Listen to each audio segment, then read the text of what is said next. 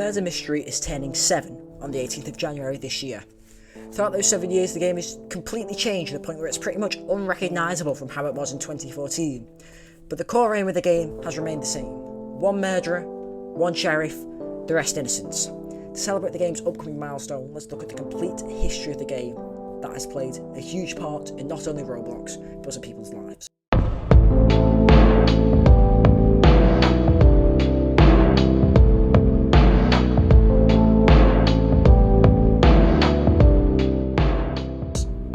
The date is January 18th, 2014, and a new Roblox game has just been created.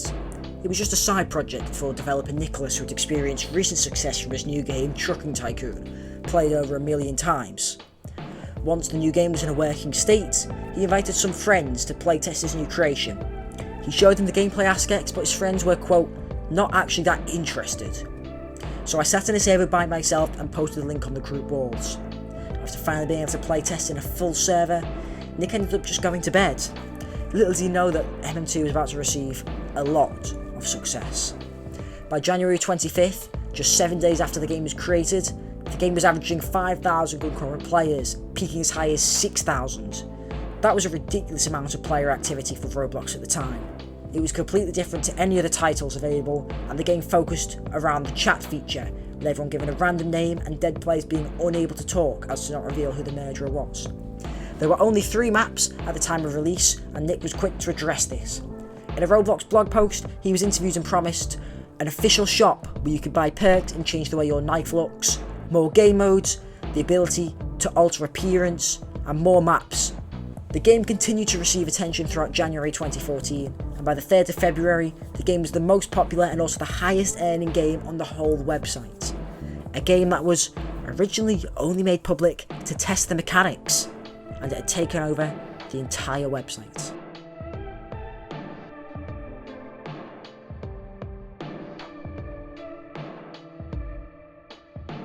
It didn't take long for more updates to come out for Murder Mystery 1, such as the February 14th update, which saw the addition of locked first person. But Nick was having difficulty updating the game and tweeted out, quote, at its current state, it will be easier to start over Murder Mystery from scratch instead of update the current one. I'll probably do it. However, he started to make progress again a few days later.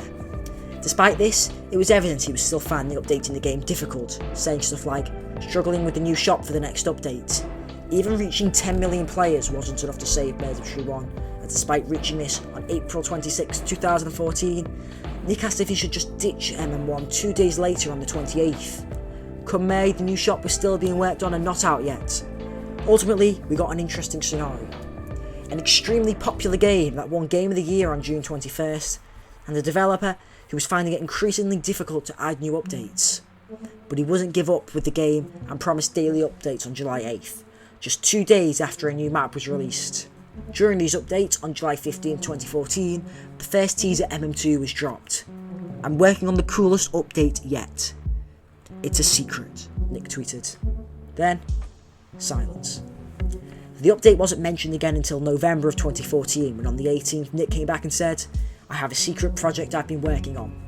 Won't answer any questions about it, but expect something soon. What could it be? 5 days later, the first teaser image was put out. You probably recognise this image. Well, it was the first time it had been seen by the internet. People were immediately able to put 2 and 2 together. Murder Mystery 2 was coming. Another month passed. Murder Mystery 1 was still up. Christmas 2014 passed, and there was no Murder Mystery 1 update as a Christmas present. But, come December 27th, it was ready. Releasing an awesome update tomorrow morning. Everyone be ready. And then, it happened.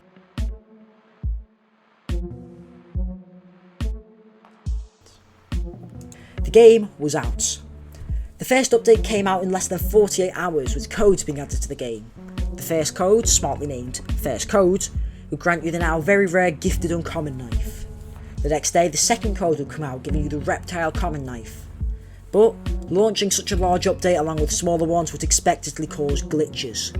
Unfortunately, or maybe with hindsight, fortunately, this glitch was a very bad one. Many people tried to load onto the game but their data would not load. Therefore, they were stuck on a loading screen, being unable to play the game. Nick swiftly patched it up, but the users affected by this glitch had lost all of their items.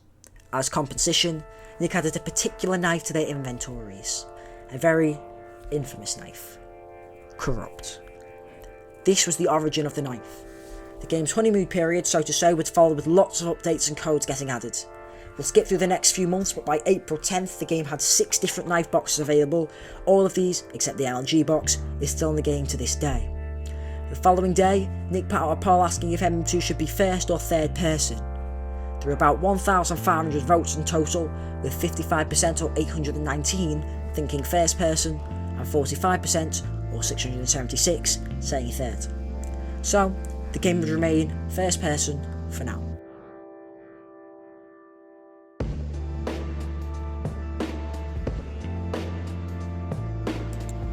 October 2015 marked the start of what I decided to call MM2's golden age. In terms of significant updates, October 11th saw this MM2 lobby added to the game, which I'm sure many of you are familiar with. And 4 days later on the 15th, Biolab was introduced, Zyleak's second map and oldest still on the active map selection, beaten only by the original hotel. And then came October 29th, the Halloween 2015 update. The first ever MM2 event was added. It featured a 3x3 challenge grid, each square requiring a challenge to be completed to unlock it. If you finished all 3 challenges in a row or column, you would earn the prize in the 4th grid square. Complete every challenge and you were given the event's grand prize, the spider. Despite it being the hardest item to earn during the event, it's actually the lowest valued item today at only 50 seers. The web and rupture legendary items are the best, valued at 160 seers each, with Jack and Mummy valued at 135 and 125 seers respectively.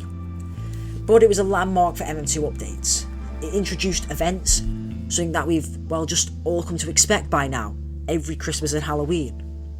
The event wasn't hard to beat and ended after just 6 days on November 4th.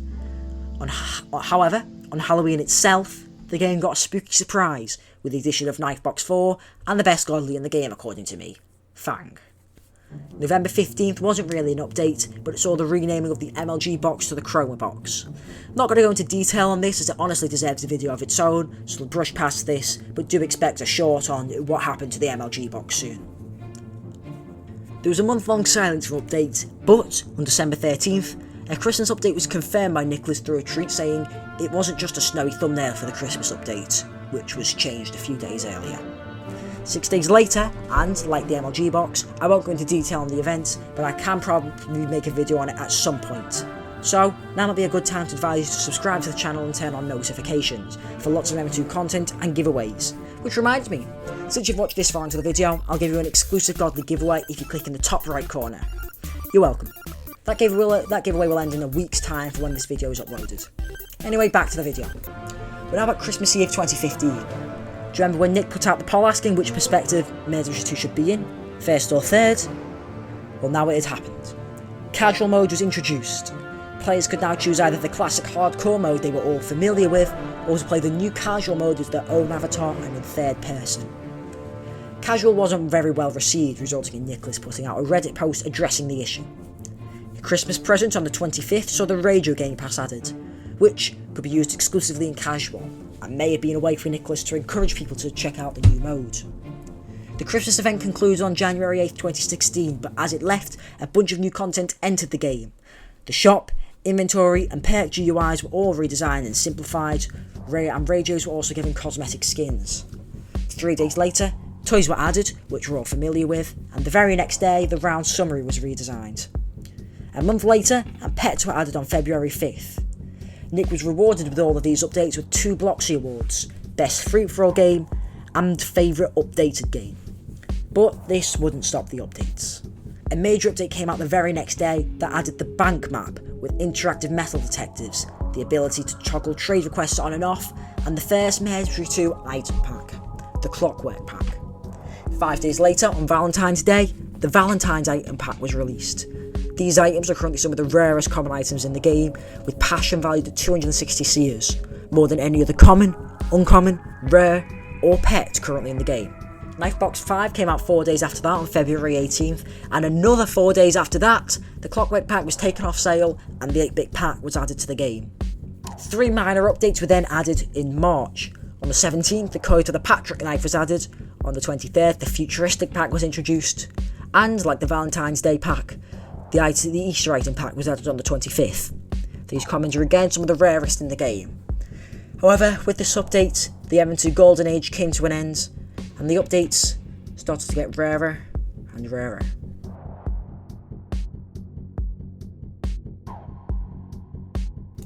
2016 still saw many updates, just a lot less frequent.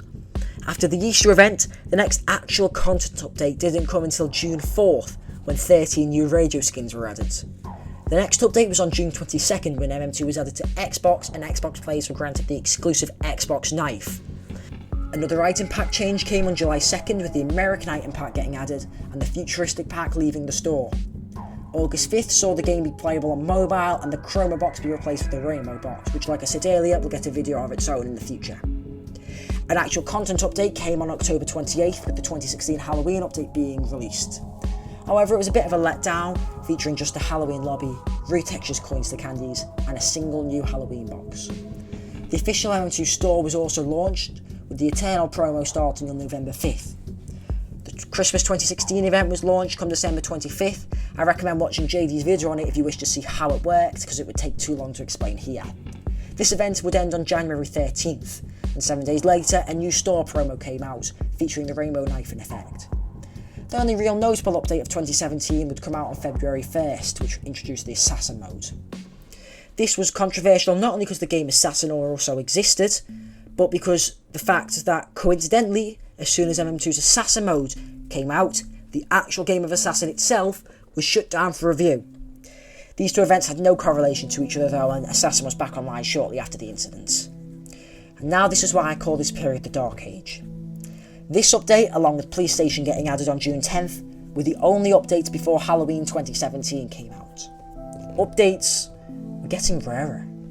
The Halloween 2017 came packaged with a mystery box, a new item pack, and the mysterious traveller who could exchange 100 of 2016 candies to get the Hallows Blade Godly Knife. The lobby was also reworked on November 14th, which marked the end of the Halloween 2017 event. The Christmas 2017 event would then come out and would ultimately be the final MM2 update for 10 months, the longest the game had ever gone without receiving an update. During this period, around July 8th, MM2 reached 1 billion total visits. But that didn't take away from the fact the next update was on October 17th, with the new bank map. As you'd expect by now, we got the Halloween 2018 event, but this one was different. It featured the rewards track, which is MM2's version of Fortnite's Battle Pass. It would ultimately be how events were from now on. They were pay to complete. There were 100 tiers of the event, each costing 100 coins. Tier 1 was free, meaning it costed 9,900 candies to get the Godly. If you were non-elite, you could get 10 coins per round. It takes 10 rounds for tier 1, 100 rounds for 10 tiers, and 1,000 rounds for all 100 tiers. Given that the event went on for 18 days, you have to complete an average 55.5 recurring rounds per day to complete the event. Or you could just, pay up. This would be where the game changed from being updated regularly with multiple updates to please the players, to being focused around spending Robux to complete the event, or spend all the time in the world grinding on the event.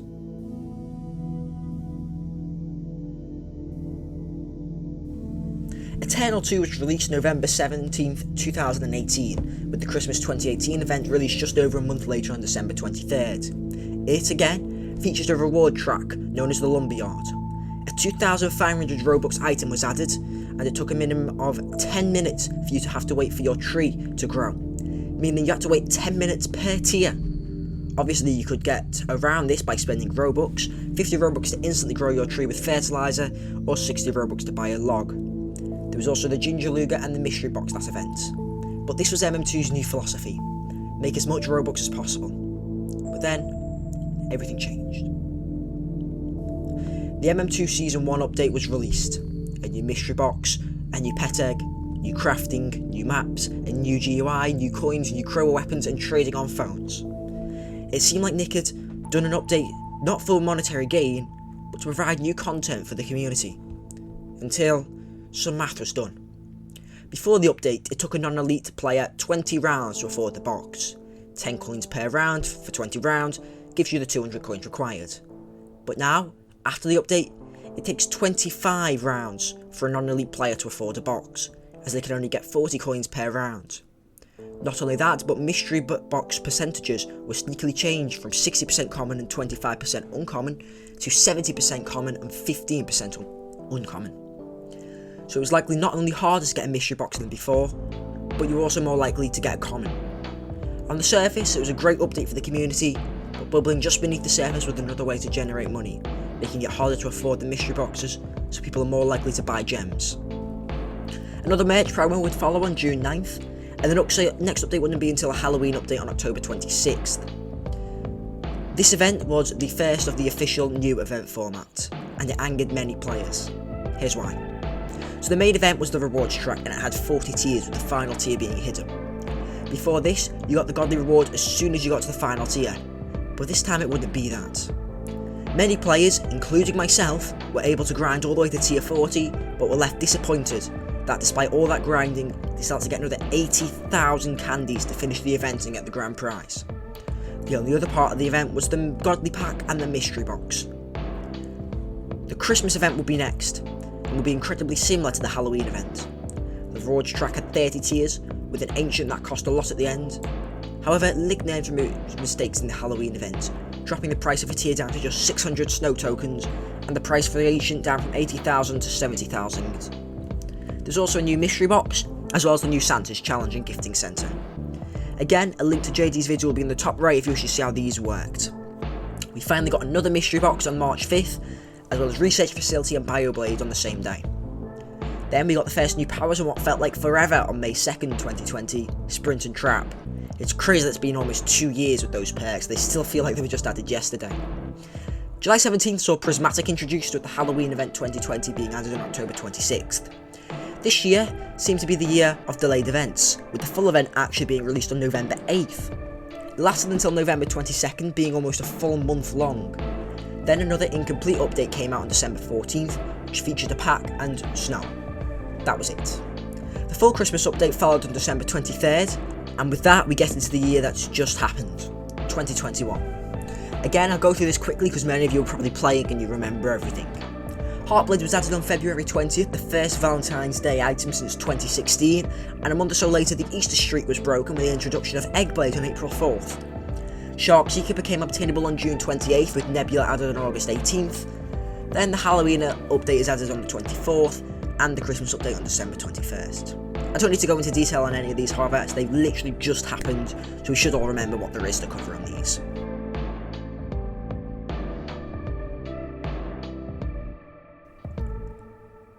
And with that, we've covered the past 7 years of Murder Mystery 2. So now is the question: what will the future hold? Will we see another golden age with updates consistently? Or will we just see new shop godlies and their price continuously increasing? Only Nicholas knows. Will he do what the fans want or what his bank balance wants? I completely understand that he needs to do what's best for him financially, but maybe, just maybe, every once in a while, he can add an update that benefits players who don't have Robux. If you enjoyed this video, please consider leaving a like, I really appreciate it, and also subscribe for lots more MM2 and ROBLOX content. This video has literally taken about 2 weeks to make, so it'd mean the world to me if you could leave a like or subscribe. Anyway, thank you for watching, I'll see you all later, and yeah, goodbye.